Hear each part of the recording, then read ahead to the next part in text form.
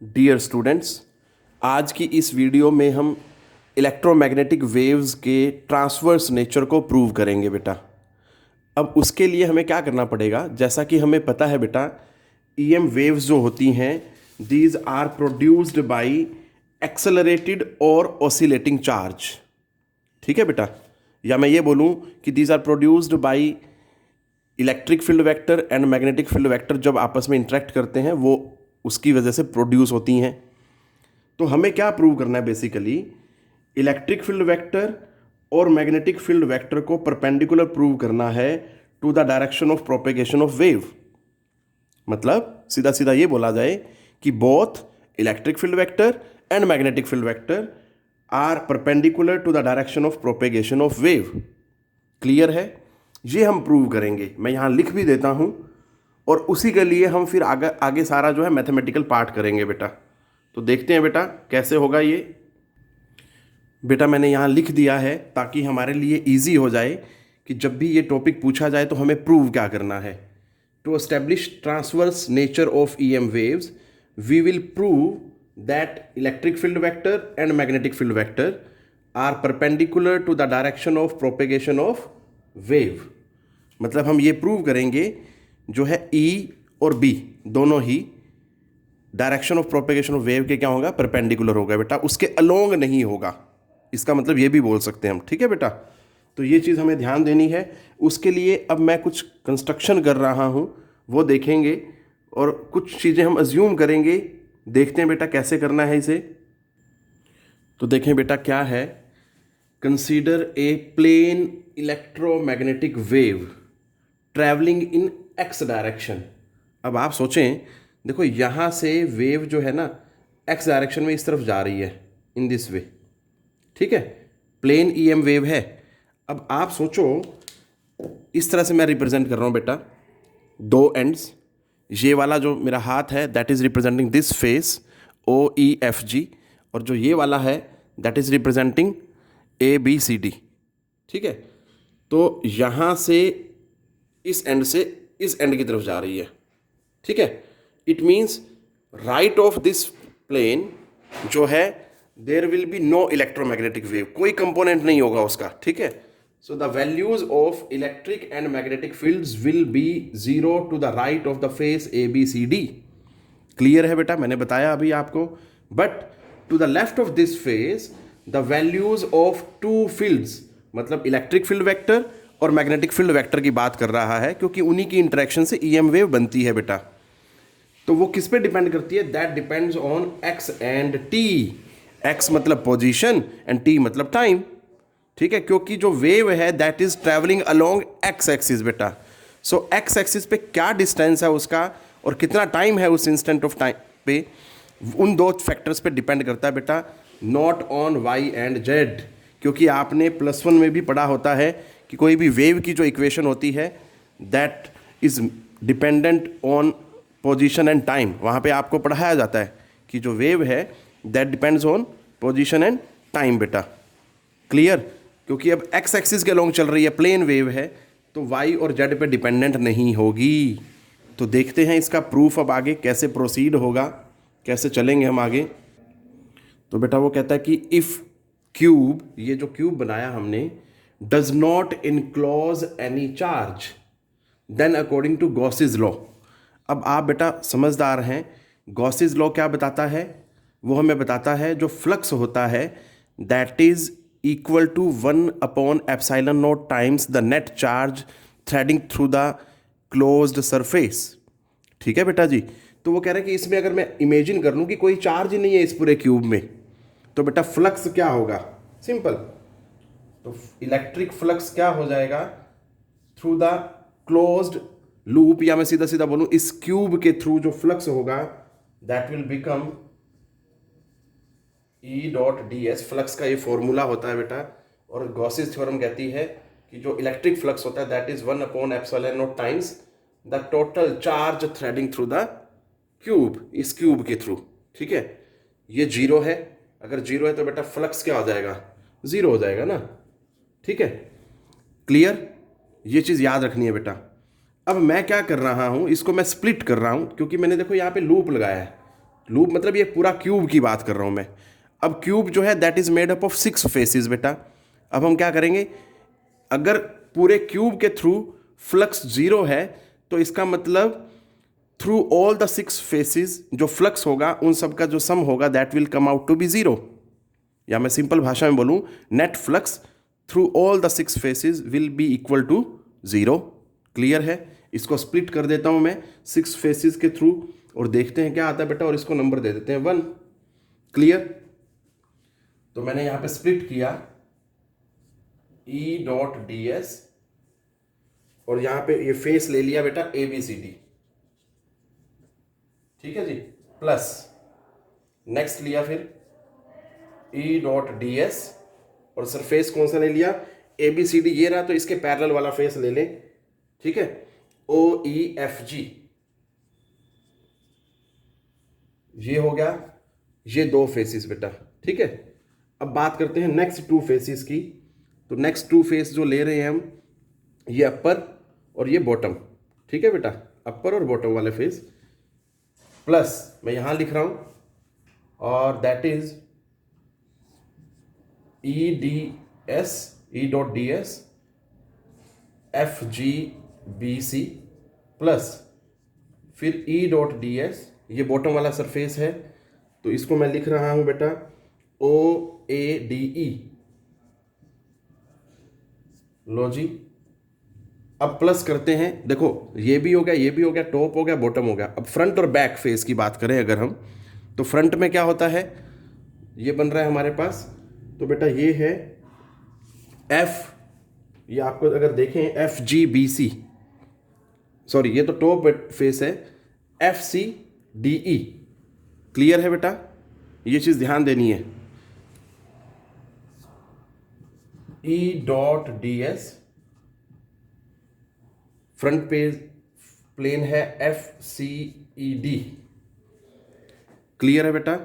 और जो बैक है, अगर बैक की बात करें तो ई डॉट डी एस इसमें जो आएगा that is O G B A. लो बेटा, इन सब के थ्रू जो फ्लक्स आएगा दैट इज 0। बस सिंपल है, मैंने इसी को, क्योंकि देखो मुझे यहां बताया गया था थ्रू द क्यूब फ्लक्स 0 है, तो मैंने उस क्यूब को 6 फेसेस में स्प्लिट कर दिया और उनका जो सम ले लिया net that is equal to 0। अब यहां पे समझने वाली बात क्या है बेटा, जरा ध्यान से देखें। देखो जैसा मैंने बताया कि भैया जो वेव है, ठीक है, वो y और z पे डिपेंड नहीं करती है। और यहाँ पे अगर इसको समझना चाहें तो मैं ये भी बोल सकता हूँ एज ई जो है that does not depend on y and z। क्या मतलब है, अगर आप देखें तो बेटा जी मान लीजिए मैं इस फेस की बात कर रहा हूँ। ठीक है बेटा, क्लियर है? ये वाले फेस की, अपर फेस, अगर आप देखेंगे तो जो वेव है that is travelling like this, wave ऐसे जा रही है, जो एरिया एलिमेंट है वो आपका ये है। तो बेटा वेव ऐसे जा रही है, सोचो जरा, ठीक है, ईएम वेव, और जो ये एरिया है वो ये है आपके पास, इसका परपेंडिकुलर लूंगा तो मैं दैट इज दिस वन। तो बेटा दोनों में एंगल जो होगा वो क्या हो जाएगा, 90 डिग्री हो जाएगा। ठीक है बेटा, और जब भी हम डॉट हटाते हैं तो कोस लगाते हैं बेटा, तो इस प्लेन के लिए क्या आ जाएगा, कोस 90, वो क्या हो जाएगा बेटा 0। ठीक है, इसी तरह से बॉटम के लिए भी क्या हो जाएगा बेटा, ये वाला सरफेस है, ठीक है, तो इसमें भी क्या आ जाएगा, 0 हो जाएगा बेटा फ्लक्स। तो फ्लक्स थ्रू दीज 2 सरफेसेस क्या हो जाएगा, 0 हो जाएगा। क्लियर है? इसी तरह से आप चाहे देखो इसके अंदर भी की तरफ भी कंसीडर कर सकते हो, एंगल दोनों, चाहे आप ऐसे कंसीडर करें चाहे ऐसे कंसीडर करें, क्योंकि हमने ये माना है कि जो वेव है वो यहाँ से इस फेस से इस फेस के बीच में ट्रैवल कर रही है बेटा, इन्हीं 2 फेसेस के बीच में, यहाँ से यहाँ। क्लियर? तो ये चीज़ याद रखनी है आपने। तो सीधी सीधी सी बात याद रखेंगे बेटा, जो ये वाला फेस है और ये वाला फेस है, ठीक है, इसी तरह से जो फ्रंट फेस और जो बैक फेस है उनके थ्रू फ्लक्स क्या मिलने वाला है आपको, 0 मिलने वाला है। ठीक है बेटा, मतलब अगर सीधा सीधा बात करें, the contribution to the total electric flux coming from faces normal to y and z, मतलब जो फेस वाई और जेड के नॉर्मल हैं, उन सभी का कंट्रीब्यूशन टोटल इलेक्ट्रिक फ्लक्स में ज़ीरो होगा। वो सभी आपस में एक दूसरे को कैंसिल कर देंगे। ठीक है बेटा, मतलब अगर मैं बोलूं कि ये दोनों और ये दोनों फेसेस की वजह से जो फ्लक्स होगा वो ज़ीरो होगा बेटा, इनका कोई कंट्रीब्यूशन नहीं होगा, क्योंकि इनमें फ्लक्स क्या आएगा, ज़ीरो। इन दोनों के थ्रू ज़ीरो, इन दोनों के थ्रू ज़ीरो। ठीक है, हालांकि ओवरऑल जो इलेक्ट्रिक फ्लक्स है वो ज़ीरो ही है, बट हम क्या कर रहे हैं, फेस वाइज देख रहे हैं कि टोटल जब जीरो आ रहा है तो उसमें डिफरेंट फेसेस का कैसे कैसे कंट्रीब्यूशन है। क्लियर है बेटा? तो अब हमारे पास सिर्फ ये दो फेसेस रह गए, तो इन दोनों के थ्रू जो फ्लक्स है वो भी क्या है, जीरो ही तो है, क्योंकि नेट क्या है मेरे पास, दैट इज जीरो। ठीक है बेटा, बट हमने इनको अब अलग अलग से देखना है, सेपरेटली समझना है कि कैसे ये कंट्रीब्यूट करते हैं as total electric flux zero. देखते हैं बेटा। सो बेटा देखो क्या आ जाएगा हमारे पास, दो ही फेस रह गए बस, ई डॉट डी एस। एक तो फेस है ओ ई एफ जी प्लस एक है ए बी सी डी।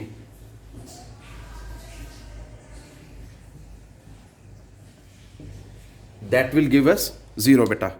ठीक है, बाकी सभी तो जीरो है ही हैं, बट इन दोनों का सम भी क्या आ रहा है, जीरो आ रहा है बेटा। अब हमने इनको डॉट प्रोडक्ट को हटाना है और एंगल्स को ध्यान में देखना है बेटा, क्या क्या एंगल है, और फिर देखते हैं बेटा कैसे सोल्व होगा ये। तो बेटा जी देखो, वो कहता है अज्यूम कर लेते हैं हम, let E x and E x dash are the values of x component of electric field on faces O E F G and A B C D respectively. ठीक है बेटा, देखो जरा, जैसे हमें पता है कि बेटा वेव जो है that is travelling from this end to this end. ठीक है, मतलब इस एंड से इस एंड तक ट्रैवल कर रही है वेव। ठीक है, तो बेटा अगर इस फेस के लिए देखूंगा मैं, तो आप जरा चेक करें, ये डॉट हटाऊंगा तो मैं यहाँ बना रहा हूँ बेटा, देखो ये एक फेस है, ये फेस है मान लीजिए, और वेव ऐसे ट्रैवल कर रही है। तो आप सोचें अगर वेव ऐसे ट्रैवल कर रही है, ये एरिया है, इसका यूनिट वेक्टर किस तरफ आएगा, इसी डायरेक्शन में आएगा बेटा। ठीक है, तो एंगल क्या हो जाएगा, ई और एरिया वेक्टर जो है आपका, एरिया का यूनिट वेक्टर जो लिया आपने, ये और डायरेक्शन ऑफ ई, दोनों के बीच में एंगल क्या हो जाएगा बेटा, ज़ीरो हो जाएगा। सो यहाँ पे क्या हो जाएगा इस पार्ट के लिए, that will become E x cos zero है बेटा। कोस जीरो क्या होता है, वन होता है बेटा। ठीक है, ई के लिए तो ई एक्स ले लिया, और डी एस एरिया के लिए हमने ले लिया एस। क्लियर है जी? अब बात करते हैं इसकी, इसके लिए क्या है, अगर आप ध्यान से देखें, ये राइट साइड वाला फेस है। ठीक है, ए बी सी डी। अब प्रॉब्लम क्या है, जो वेव है वो इससे इधर नहीं जाती। क्लियर, हमने यहीं तक कंसीडर कर रखी है। तो बेटा जी अगर आप देखें तो आ रही है ऐसे wave, that is moving from O to A like this. Electric field ये है, डायरेक्शन इधर से इधर, और जो इस एरिया का यूनिट वेक्टर होगा वो कैसे लेंगे हम बेटा, दिस वन। लेने को उधर भी ले सकते हैं, बट क्योंकि उस तरफ वेव ही नहीं प्रोपेगेट कर रही, हमने अज्यूम ही नहीं किया, हमने सिर्फ यहाँ तक माना है कि वेव जो है that is propagating up to this face only. Clear? तो अब क्या करेंगे, हम उधर नहीं लेंगे यूनिट वेक्टर, हम यूनिट वेक्टर लेंगे इस तरफ। तो बेटा ई तो आ रहा है ऐसे और यूनिट वेक्टर जा रहा है ऐसे, तो दोनों में एंगल क्या हुआ, 180 डिग्री, और cos 180 क्या देगा आपको, दैट इज -1। सो यहाँ पे क्या हो जाएगा बेटा, that is minus E x dash into S is equal to 0। ठीक है बेटा जी, इस चीज़ को ध्यान रखना है आपने। अब देखें जरा आगे कैसे सोल्व होगा। तो दोनों में से बेटा अगर हम s कॉमन ले लें तो क्या हो जाता है हमारे पास, E x minus E x dash into S is equal to 0। अब बेटा देखो, ये पूरा एक क्वांटिटी है और ये पूरी एक क्वांटिटी है, दो क्वांटिटीज़ का प्रोडक्ट 0 आ रहा है। तो क्या हो सकता है, या तो ये 0 होगा या ये 0 होगा। ठीक है बेटा, अब यहाँ पे ध्यान दे, देखो ये S क्या है, एरिया है, दैट कैन नॉट बी 0। ठीक है बेटा, सो इसका मतलब ये जो है, ये E x minus E x dash is equal to 0। अब इसके बाद दो चीज़ें हो सकती हैं। ठीक है बेटा, यहाँ पे ये ध्यान देना बेटा, या तो जो दो चीज़ें क्या क्या हो सकती हैं देखें जरा। पहला तो यही बेटा, बच्चा इसको उठा के उधर ले जाएगा, तो that is E x is equal to E x dash. But मुझे क्या करना है बेटा, इसको जीरो लाना है, ठीक है। अब जीरो लाने का मतलब क्या है, मान लीजिए ये 30 है, ये भी 30, 30 minus 30 is equal to 0। But दूसरी पॉसिबिलिटी क्या है कि ये इंडिविजुअली भी क्या है, 0, ठीक है बेटा। E x is equal to E x dash is equal to 0, this one is the second possibility. First तो ये हो गया, अब इसमें कोई भी वैल्यू मान सकते हैं, बट हमें क्या करना है, दिस वन। तो बेटा यहां पे अगर देखें आप, मेरे पास क्या हुआ, ये electric field vector x axis के अलोंग वो क्या आ रहा है, 0 आ रहा है, चाहे आप ई एक्स लें या ई एक्स डैश लें, ठीक है। वो तो अलग अलग सरफेसिस के लिए हमने माना था, ठीक है। तो इसमें आप यहाँ पे ध्यान देख सकते हैं बेटा, जो इलेक्ट्रिक फील्ड वेक्टर है वो 0 आ रहा है अलोंग दिस, क्लियर। अब इसके अलोंग 0 आ रहा है, इसका मतलब इस डायरेक्शन में एक्ट नहीं कर रहा है, ठीक है। अगर इस डायरेक्शन के अलोंग एक्ट नहीं कर रहा तो कैसे कर रहा होगा बेटा, परपेंडिकुलर, सिंपल। ध्यान दें, अगर इसके अलोंग एक्ट नहीं कर रहा तो बेटा इसके परपेंडिकुलर एक्ट कर रहा होगा ना। सिमिलरली हम क्या प्रूव कर सकते हैं, B X is equal to B X dash is equal to 0, clear है। मतलब दोनों चीजें हो गई जो हमने प्रूव करना था। मैंने स्टार्टिंग में आपको बताया था कैसे प्रूव करेंगे, इलेक्ट्रिक फील्ड वेक्टर और मैग्नेटिक फील्ड वेक्टर जो हैं perpendicular to the direction of propagation of wave होंगे, मतलब अलोंग नहीं होंगे। तो अलोंग नहीं होंगे तभी तो 0 है बेटा ये। अब अलोंग नहीं है तो इट मीन्स क्या है, दे आर परपेंडिकुलर। सो अपने आप प्रूव हो गया ट्रांसवर्स नेचर, ठीक है बेटा। तो ये चीज आपने ध्यान रखनी है। That is it which I wanted to discuss with you all बेटा in this video. Take care, पढ़ते रहें,